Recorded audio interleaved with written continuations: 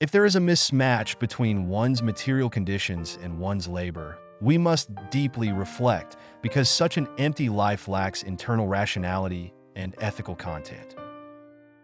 Ultimately, everything in the world depends on labor to survive. What Dickens wants to express here is what real life should be like. The most microscopic and fundamental unit of society is someone like Joe, a craftsman who is a solid presence in the social production system. Above the value of their own labor, they create inner strength and solidity. Whereas Pip, who unexpectedly gained wealth, did not truly find happiness.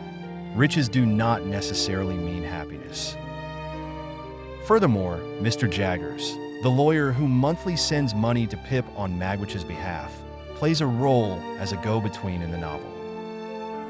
He leads the reader to see that the person who abandoned Miss Havisham was named Compayson, and this Compayson not only caused Miss Havisham's tragedy, but also was the initiator of Magwitch's imprisonment.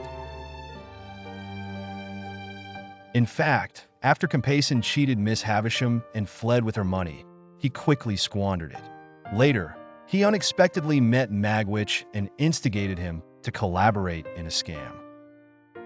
Magwitch became Compayson's tool for fraud, and both were eventually apprehended and brought to trial. In court, Compayson used his cunning and acting skills to reduce his sentence, shifting more legal consequences onto Magwitch, who was sentenced to prison. It was Magwitch who, while on the run, had heard news of Compayson and severely injured him. Later, he encountered Pip, still a child. In Western literature, there is often such an angelic child who offers great salvation to those burdened with complex factors. So, the novel begins with Magwitch escaping and meeting Pip, and then how Pip begins to assist him. These are all crucial plot points. Therefore, years later, while it seems that Magwitch is giving Pip money and favor, in reality, Pip saved him from the depths of his soul. In Magwitch's understanding, the world is full of contention and sin, so he wanted to give Pip a future in high society.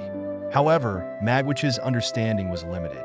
He did not foresee that Pip would fall into the trap of wealth, causing his world to become turbulent and chaotic.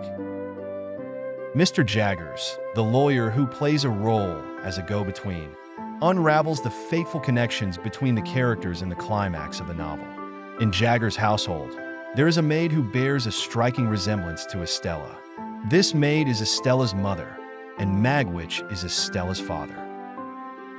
The subsequent plot of the novel becomes somewhat unexpected, resembling a melodrama. Many years ago, Miss Havisham had instructed Jaggers to find a baby girl for her to raise. At that time, Jaggers was also Magwitch's defense lawyer. After Magwitch was imprisoned, Jaggers gave Magwitch's daughter to Miss Havisham and falsely informed Magwitch that his daughter had died. Estella thus became a tool for Miss Havisham's revenge. Finally, Miss Havisham's estate caught fire. In the blaze, Miss Havisham, unable to struggle, was severely burned. Although Pip attempted to save her later, she succumbed to her injuries and died. They say that the most challenging part of writing a novel is crafting the endings of its characters. We gauge an author's skill primarily by their endings, as they represent possibilities. For example, the traditional happy ending, where everything goes well, is too simplistic and only suitable for the weak to watch. Because the greatest desire of the weak is to see everything end perfectly. However, the logic of the world is not so closed. It does not form such a perfectly closed loop. The way an author handles the conclusion of a character reflects their understanding of society and fate. In this novel, Havisham's natural demise is intricately woven into her surroundings. The myriad items hanging within, including her wedding dress, all reflecting back upon her. Only at the end do we realize that this dress was the most dangerous thing in her life. Her survival to this day is almost by luck. The wedding dress carries immense symbolic weight, signifying Havisham's sacrifice of a lifetime for love. Her life is characterized by pain, abandonment, and a world forever turned dark, like the dark side of the moon, perpetually trapped in night. In this life, Havisham presents herself in a virtual existence, crafting her life dramatically, much like writing a script to control Estella's fate. She appears to wield great control, but it's merely due to her wealth. I find her comparable to the Great Gatsby. Gatsby superficially pursues wealth, but harbors a deep love for Daisy. He seeks to win her back and round out his life. In contrast, for Havisham, life can never be complete. Regret turns into bitterness, and life remains incomplete, a fragmented tableau. This is Havisham's worldview.